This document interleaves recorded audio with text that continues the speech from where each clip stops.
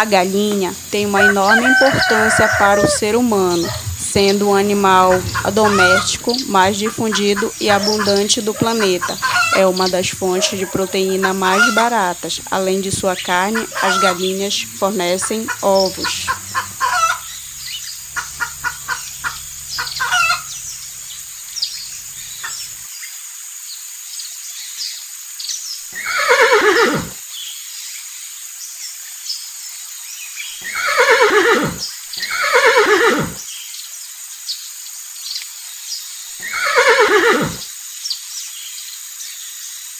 Os cavalos são mamíferos quadrúpedes do gênero Equus, que podem apresentar mais de 1,50 m de altura e pesar mais de 500 quilos.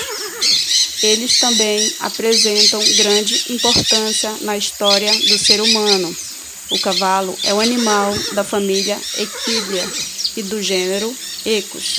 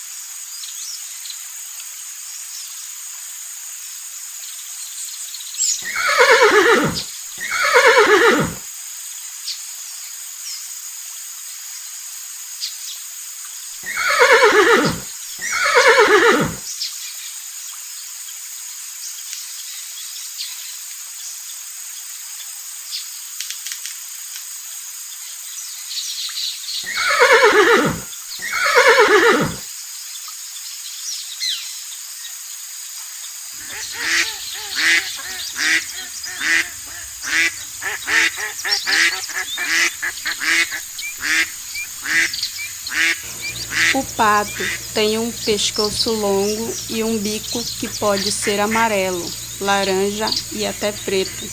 É comum possuírem carangulas, verrugas avermelhadas sobre o bico. Já nos pés, possuem membranas nadatórias que auxiliam o nado. Os patos podem atingir até 85 centímetros de comprimento.